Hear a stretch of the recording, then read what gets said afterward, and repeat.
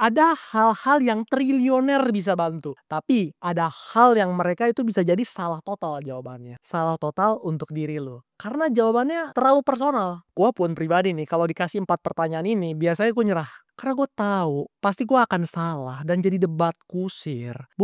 Bukan tentang agama, ini tentang prinsip. Karena ini tentang hidup lu, resiko lu, dan belief system lu yang tertanam di otak lu dari kecil. Dan waktu lu udah tahu jawabannya, lu gak perlu debat lagi. Bahkan kalau lawannya seorang triliuner, lu tetap bisa menang. Dulu, gue bener-bener percaya 100% sama konsep invest sekarang, nikmatin nanti. Gue banyak baca buku finansial lah, Intelligent Investor, Think and Grow Rich, Millionaire Next Door, Dave Ramsey, Richest Man in Babylon, One Up on Wall Street, Rich Dad Poor Dad, I Will Teach You to Be Rich. Podcast juga gue tontonin soal FIRE. Itu singkatan dari Financial Independence Retire Early. Pokoknya mindset gue cuman satu. Kerja keras sekarang, invest sebanyak mungkin, nikmatin hidupnya nanti. Di satu sisi ada benarnya, di sisi lain banyak salahnya. Gue suka nonton debat lah soal gini-ginian dan ngotot-ngototan. Kan orang biasa debat kusir terus. Tapi fungsi video ini adalah buat lu makin pinter dan bikin lu tambah wise, bijak.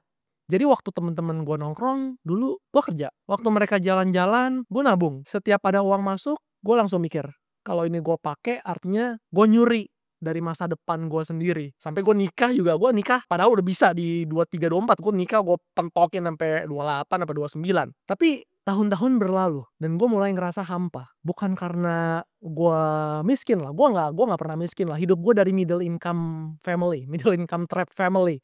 Setelah gue tahu kalau income sebulan 2,5 juta itu generasi menengah, gue jadi tahu gue ini bukan terlahir di keluarga yang miskin. Gue lahir di keluarga generasi menengah, privilege lah bahasa lainnya. Anyway, balik lagi, ngerasa hampa. Secara angka portofolio gue tuh sehat. Tabungan gue lumayan lah, nggak banyak tapi lumayan lah. Tapi jadi nggak punya memori, nggak punya cerita. Ini problem cara orang belajar di dunia. Bukan Indonesia aja. Gue banyak temen bule-bule juga. Banyak mereka yang bego-bego juga. Jadi bukan Indonesia aja. Jadi banyak orang di dunia secara presentase pasti bodoh, kan ada top bottom 20%. Jadi kita tuh selalu ini bener, ini salah. Si A yang bener, si B 100% salah. Kita selalu mikir apa-apa binary, gue bilangnya. Salah atau benar. Nah jadi ketika gue belajar soal finansial investasi itu, gue jadi orang yang kalau nggak ekstrim kiri, gue ekstrim kanan terus. Wah, jadi investasi semua dong 100% kalau ada pendapatan. Kalau enggak, wah jadi spending aja, nikmatin aja. 100% semua pendapatan, abisin aja dong bulan ini. Jadi maksud gue pemikiran kayak gitu tuh menurut gue untuk kebanyakan orang ya nggak bijak. Nggak bisa jawaban seperti itu. Nggak bisa lu terlalu binary begitu. Background orang beda-beda, values orang beda-beda. Kalau lu mau kaya semaksimal mungkin dari potensi investasi lu, ya udah, do that. Walaupun lu udah berkeluarga, lu punya anak nih, sekalian cari juga orang lain yang berkeluarga, terus lu sewa tuh kos-kosan yang 600.000 tuh, lu berenam di sana tuh biar hemat, sehemat-hematnya. Dan sekalian lu tiap hari lu makan Indomie tuh 3.000 perak siang malam, terus lu mandi di MCK lu, gratis jadi nggak keluar air. Cari aja di sana di kelurahan terdekat gratis. Atau contoh sebaliknya, kalau lu percaya hidup harus dinikmatin langsung sekarang juga, besok belum tentu masih hidup, ya udah, lu gajian tanggal 28 siang lu langsung habisin lah. Gaji lu 6 juta lu cicil sana mobil BMW lu. Habis itu makan dinner mewah 3 juta lu. Besok duit habis ngutang KTA aja. Atau ngutang ke saudara. Atau pinjol. Kan belum tentu kan hidup minggu depan. Tapi kan enggak. Dalam spektrumnya ini hanya lo yang bisa jawab. Hanya lo yang tahu. Hanya lo yang desain hidup lo untuk diri lo. Hanya lo yang tahu keseimbangannya. Orang lain bisa kasih advice berdasarkan background atau kehidupan dia. Jadi jangan selalu lu ekstrim kiri lu atau ekstrim kanan, lu jadi kelihatan sangat bodoh nantinya. Cuman poinnya di sini adalah ini jawaban yang personal, makanya gue nggak ada yang benar nggak ada yang salah. Ini karena ini personal, kan gue bilang di video ini, gue kasih 4 pertanyaan yang triliuner pun bisa salah jawabannya. Jadi nggak ada jawabannya, lu tentuin jawabannya untuk diri lu sendiri. Cuman gue mau kasih tahu ini 4 pertanyaan yang gue selalu kalau ditanya gue harus pelajarin itu orangnya kayak gimana, backgroundnya, valuesnya, keluarganya, tanggungannya berapa, senior generation atau enggak, maunya dalam hidup tuh apa. Jadi nggak bisa lah jawaban ini dikasih langsung secara general ke semua orang. Poin 2 nih, utang.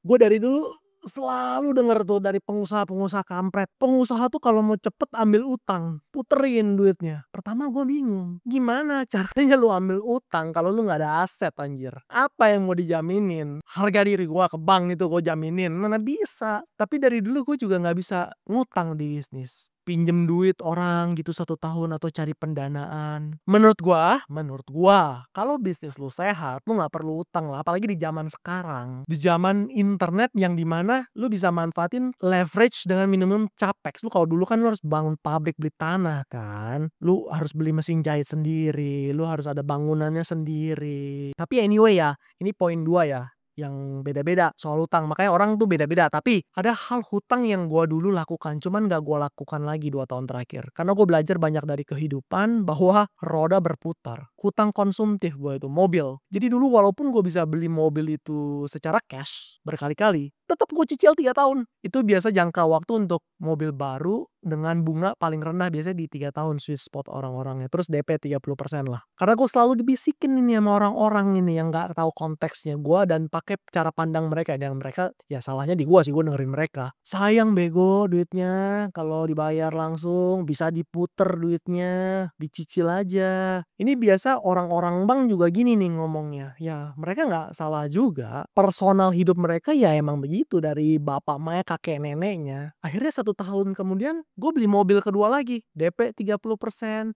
cicil 3 tahun. Tapi lama-lama jadi snowball effect kayak di video gue sebelumnya. Gaji gue, walaupun gue CEO, owner atau founder, gue tetap dibayar dari perusahaan itu dari gaji. Yang dimana gue sendiri yang transfer, tapi nilainya tuh konstan.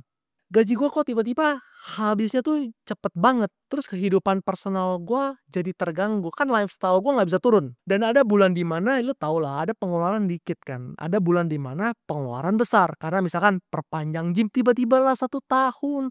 Asuransi orang tua lah setahun harus langsung diperpanjang. Asuransi diri sendiri lah. Ada lagi tiba-tiba jalan-jalan ke luar negeri. Ada lagi tiba-tiba perpanjang STNK. Itu kan expense kaget semua kan. Jadi tiba-tiba itu kayak bola salju, nggak kerasa cicilan itu. Gue jadi tersiksa kehidupan hari-hari gue karena saldo gue selalu mendekati 0 terus. Wah nggak bener nih. Gue pikir gue waktu itu. Dari situlah gue mulai belajarin tentang Dave Ramsey punya Financial Peace University. Long story short, intinya gue sekarang zero debt. I mean RM-RM bank gue pun yang nonton ini tau lah reputasi gue di bank gimana. Dan males sama gue. Orang bank tuh males sama gue. Karena gue gak kasih mereka cuan. Kan mereka cuan kalau gue ngutang. Gue juga salah satu soliter termuda di BCA cabang gue di sini. Dulu ya termuda. Sekarang gue gak tahu, gue udah 30. Nah balik lagi ke poin video ini. Yes, background orang beda-beda. Gak bisa disamaratakan. Bukan jangan hutang sama sekali, nol. Atau hutang sebanyak-banyaknya. Ada alasannya sendiri kenapa gue gak mau berhutang. Karena shit is going to happen. Nggak tahu 2 tahun lagi, nggak tahu 5 tahun lagi, nggak tahu 10 tahun lagi. Tambah tanggung jawab gue tuh tambah besar. Jadi kalau hutang gue banyak, tiba-tiba shit happens, gue bisa bangkrut. Itu kenapa di 2020 pas COVID pun, walaupun sales lift half gue anjlok siapa sih yang nggak anjlok? Ya Bu Mame sih yang nggak anjlok. Gue tetap sangat aman dan tidur nyenyak. Karena gue tahu dana darurat personal dan company gue tuh bisa bertahan bertahun-tahun. Balik lagi, ini tergantung posisi dan background lu dan fase hidup lu. Nih kalau misalkan utang nih, lu kalau cewek, lu badannya kecil, kerja lu jauh, dan lu pulang dari kantor itu pasti di atas jam 8 malam terus. Of course kah, lu mau gak mau lu bisa cicil mobil yang harganya 100 juta, lu cicil lah, kan lebih aman. Kalau lu memang sanggup ya tapi ya. Atau kalau misalkan kayak istri lu tahu nih, lu tukang beli sepatu baru mulu tiap bulan, lu modif motor atau modif mobil mulu. Of course lah, lu mau nggak mau lu mendingan lu KPR dan kena total bunga ratusan persen dah tuh 20 tahun daripada hilang duit lu ke barang konsumtif tersebut. Memang sama-sama jelek, cuman kan kalau yang lu beli sepatu baru modif terus kan habis kemana-mana. Lu mendingan sekalian kena utang tapi 20 tahun lu dapat rumah lah. So poin 2 ini personal risk of debt, ini juga personal jawabannya. Setiap orang beda-beda. Poin ketiga, ini hard buat founder biasanya. Gue tuh setiap bulan adalah gue kasih CSR ke founder-founder, biasa datang ke kantor gue yang udah kenal 2, 3, 5 tahun untuk gue kasih advice lah. Karena I think I have skin in the game enough. 14 years gue di bisnis. Poin ketiga, when to give up or just push through. Atau pivot lah bahasanya. Kapan lu jangan nyerah, kapan lu push through terus-terusan. Pivot tuh bahasa Indonesianya berubah haluan. berubah bisnis atau berubah bidang. Lu misalkan di bidang kreatif lu kerja, tiba-tiba lu jadi trading saham. Lu udah di bidang sales properti, tiba-tiba lu berubah jadi jualan batagor. Atau gue misalkan di bidang fashion, tiba-tiba jadi buat roket atau sekolah kedokteran. Nah, itu pivot ya. Ini gue mau kasih tau pivot itu apa. Jadi kalau ditanya pivot itu apa, itulah intinya berubahnya total, ganti haluan. Jadi poin 3 ini gue mau bahas when to pivot or just push through. Salah satu pertanyaan yang juga personal, yang nggak tahu jawabannya benar atau salah. Kadang-kadang triliuner juga salah. Kenapa gue bisa bilang begini? Karena gue juga ngalamin. Ada di mana udah 4 tahun gue kerja, waktu itu nggak dapet apa-apa. Gue terusin atau gue berubah haluan. Jangan jualan baju lagi. Untungnya waktu itu gue nggak pull the plug. Pull the plug tuh cabut. Ini lu pada bisa bahasa Inggris gak sih? tapi kaki gue yang lain gue celupin dikit, yaitu di bidang kerjasama dengan orang yang buat restoran. Jadi gue waktu itu sempet pecah fokus juga. 2019 gue masuk F&B. Gue kira bisa jadi serial entrepreneur gitu lah, bisnisnya banyak. Ternyata gue salah, kecepetan sequence-nya. Ini juga tambah gue jadi bijaksana lah. Itu restoran, long story short, profitable. Tapi at the end, restoran itu ada 2 shareholder yang merasa gue tidak bervalue lagi di sana. Akhirnya saham gue di buyback lah dengan sangat murah. Tapi turns out it's a good thing, karena gue tarik sampai sekarang juga itu company nggak ada value-nya lah dibanding perusahaan lain yang gue udah invest lagi. It's not even comparable. Wah, jadi lu pecah fokus lagi dong invest bisnis lain. Ini another topic lagi lah. Kalau lu kerja sama dengan bisnis yang kecil-kecil, pasti lu tuh harus ikutan kerja juga lah. Nggak ada lu taruh duit tiba-tiba pemegang saham yang lain bisa jadi lebih rajin, terus lu ongkang-ongkang kaki doang. Tapi itu another topic lah, ntar gue jelasin lah kapan-kapan. Proses gue pecah fokus itu dari Livaf itu kurang lebih 10 bulanan ya. Padahal gue tetap 80% waktu gue itu di Livaf. Tapi walaupun cuma 20% ini, gue jadi split fokus karena sequence salah, belum waktunya. Jadi tambah berantakan. Oke, balik ke poin 3 lagi. Soal gue nggak pernah pull the plug completely. Poinnya untung gue push through tuh. Terus di masa-masa kegelapan Livaf ini. Tidak pindah 100% ke bisnis lain atau jadi CEO di tempat lain. Nah, kadang juga give up itu jawabannya ya bener. Misalkan lu di bidang printing press atau lu jualan koran atau lu jualan newspaper, majalah lah, lu bisnisnya majalah. Sekarang kan udah digital, of course lah. Atau lu mungkin lu di agency di bidang fokusnya di bidang branding doang nih. Karyawannya 100 gara-gara ada AI ChatGPT atau AI yang lain, kerjaan 300 jam bisa disingkat jadi 5 jam doang. Tektokan prompt doang. Mungkin ya. That's why jawaban ini terlalu personal untuk dijawab. When to give up or when just push through. Terus. Tapi most of the time 99% berdasarkan pengalaman gua dan wisdom dari triliuner di luar negeri yang gue banyak belajar. 99% jawabannya adalah push through, jangan nyerah. Kalau bidangnya udah itu, terusin apapun yang lu lakukan, jalanin terus. The grass isn't always greener. Rumput tetangga tuh nggak selalu hijau, bro. Gue suka banget soal filosofi ini. Jadi di gambarnya tuh ada orang yang di atasnya dikit lagi dapat diamond atau harta karunnya, tapi orang yang di bawahnya itu udah nyerah. Padahal dia gali dikit lagi itu dapat diamondnya atau harta karungnya. Ini gue suka banget gambar yang ini. Cuman memang di real life sering kali gue lihat, anjir, dia kalau waktu itu nggak nyerah nih, dia tetap bertahan 2 tahun lagi fokus di bidangnya, di bisnisnya, hidupnya bener-bener kekayaan itu beda 1:100, bos. 1:1000 kali. Tapi then again, sesuai dengan tema judul ini adalah 4 keputusan yang triliuner pun gak bisa jawab. Jadi poin 3 adalah when to give up or just push through. Next ya. Wah, kalau masih nonton sampai detik ini sih hidup lu kebantu banget, karena lu gak akan bingung lagi dalam pilihan hidup lagi nanti. Dan bisa milah-milih informasi. Poin 4. What life do you want to design? Hidup lu mau kayak gimana? Gue mulai dagang online itu dari umur 16, jualan di Kaskus. Sekarang umur gue 30. Masih suka di-judge lu. Udah 14 tahun nih gue kerja. Ini orang-orang emang. Tapi setelah gue pikir-pikir, manusia ini wisdomnya tuh belum dapat. Jadi mereka memakai pola pikir dan hidup maunya mereka di gua. Contoh, gue suka kasih contoh lah. Mereka selalu bilang, lu ngapain masih ke kantor tiap hari jam 9? Kenapa lu nggak di Bali 2 bulan, lu di Melbourne 2 bulan, lu di LA 2 bulan, lu di Dubai 2 bulan, lu jalan-jalan terus? Kagak suka gua. Gue memang suka ke kantor tiap hari, mikir ya, meeting. Kalau tim ada masalah ya gue brainstorm, yang ngeriset paper, bermain dengan development produk, nge-handfeel kain.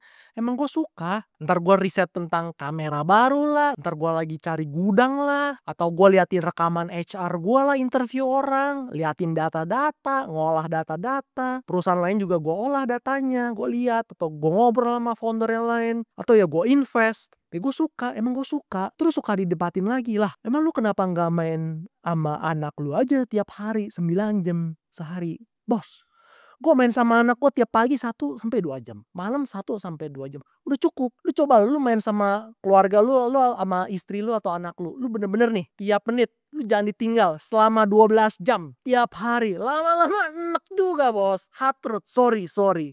Gue siap adanya. Habis itu besok tuh 12 jam lagi tuh main. Besok 12 jam lagi main. Besok 12 jam lagi main. Besok 12 jam lagi main. Lu coba bayangin, lu rasain lu. 2 minggu. Mati cepet gue bisa. Bisa gila gue. Gue kalau gak kerja gak begini. Tapi kalau lu emang udah coba nih, lu udah banyak duit, unlimited. Soalnya kalau belum ada duit gak bisa ngomong kayak begini. Anggap lu yang nonton ini emang udah bisa pensiun deh. Coba lu tiap hari, lu jalan-jalan lu sana ke Eropa. 7 tahun lu. Hari ke-25 juga lu udah nangis-nangis mau minta pulang pasti. Gue suka dengan rutinitas seperti ini. Sama kayak ngapain sih ada pebisnis maksa. Lu jangan jadi karyawan, lu jadi entrepreneur aja anjir. Pertama, bisnis orang yang ngomongin bisnisnya juga gak gede pasti. Bisnisnya tuh pasti kecil 100%. Besar menurut diri dia doang. Lu kalau mau main sama the big dog, lu jadi anjing pom-pom lu, anjing chihuahua. Terus lu juga orang-orang yang ngomong kayak gini lu gak mikir apa. Lu kan punya karyawan bos. Sakit hati lah. Lu karyawan lu ngomong kayak gitu. Kok orang kan beda toleransi risknya. Hokinya juga beda bos. Biar lebih relate deh. Kerja freelance sama kerja full time nih. Memang lu kalau kerja freelance lu bisa atur seenak jidat lu. Lu jam kerjanya lu gak disuruh jam 9 masuk. Lu jam 6 baru boleh pulang. Atau income lu juga bisa 4 bulan tiba-tiba dapet tuh. Habis itu sepi job tuh 2 bulan kosong. Apalagi sekarang AI di kreatif cepetnya itu minta ampun daripada yang blue collar. Blue collar tuh yang kerja labor staff lah. Tukang jahit dan lain-lain itu malahan lebih aman menurut gua. Karena robotnya tuh mahal. Tapi kalau yang white collar nih lebih canggih AI-nya. Kebalikannya, kerja full time juga ada enak dan gak enak. Jam kerja lu gak bisa fleksibel kan. Lu harus nurut sama peraturan perusahaan. Tapi kan tiap tanggal 28 lu konsisten. Gaji cair masuk terus ke rekening. Tapi sama, gue juga suka judge orang kadang-kadang. Lupa, namanya juga manusia bro. Bukan Tuhan, gak sempurna gue. Jadi gue judge waktu itu kayak gini nih. Ada orang nih kerja, udah di korporat. Udah bagus lah gajinya lah. Udah enak lah. Dia milih resign lu, milih jadi PNS. Kan lu tahu sendiri kan, PNS tahun pertama juga gaji cuma 70-80% kan. Itu juga kecil lah. Tapi lu tahu sendiri lah kalau PNS kan lu absen kalau lu udah ketemu celahnya lu bisa pulang tuh jam 10 pagi itu. Lu main, lu balik lagi tuh ke kantor jam 3 jam 4. Nah, gue bingung kan, ngapain? Kan income lu turun terus. Apalagi lu sebelum jadi PNS, lu jadi CPNS dulu. Gajinya itu nggak full loh. Terus kecil lah dibandingkan kerja jadi korporat yang dia udah lakukan. Beda setengah bos, secara take home pay. Tapi gue lupa. Ya itu pilihan hidup dia. Hidup desain yang dia mau seperti itu. Arti sukses di dia bukan take home pay. Arti sukses di dia menjadi PNS. Nggak apa-apa. Nggak salah. We're gonna die. Nothing matters. And everything will be forgotten juga. Ada juga nih orang lain yang udah siap dilempar ke India atau ke Afrika buat kerja di luar negeri sendirian, nggak ada keluarga, sebatang kara, nggak ada temen, risiko kerja setinggi-tingginya, tapi gajiannya ribuan dolar sebulan dan siap kerja sampai keluar air mata darah. Itu dia punya prinsip, dia punya personal pilihan. Kita nggak bisa judge. Jangan disamain dengan pola pikir kita. Pilihan hidup orang beda-beda. Jadi ini poin 4 maksud gue dari design the life you want. Jadi kalau ada perdebatan nih di antara 4 pertanyaan yang tadi, gue biasa langsung tahu ini udah arah ke personal dan susah didebatin. Nggak ada yang bisa menang. Gue rekap dari awal ya. Yang pertama, investment versus enjoyment. Seberapa banyak lo mau invest dan seberapa banyak lu mau enjoy sekarang. Yang kedua, personal risk of debt. Seberapa banyak lu berhutang atau lu gak berhutang sama sekali. Yang ketiga, when to give up versus when to push through. Kapan lu nyerah dan kapan lu tancap gas terus. Yang keempat, what life do you want to design? Hidup seperti apa yang lu mau? Lu suka kestabilan kah? Tapi risk dan rewardnya aman, atau risknya tinggi-tingginya tapi rewardnya juga bisa tinggi gitu. It's your choice. Lu mau kerja sekeras apa atau lu mau kerja nyantai-nyantai aja tapi lu lebih nikmatin hidup. Gak ada yang salah, gak ada yang bener. Kalau lu suka video gue yang ini, Pasti lu juga suka video gue tentang balik ke umur 20 tahun tanpa uang dan koneksi. Alasan kenapa kita harus melakukan satu hal paling penting dari kita muda, yaitu stacking skills. Videonya di sini udah gue siapin, lu langsung bisa klik aja.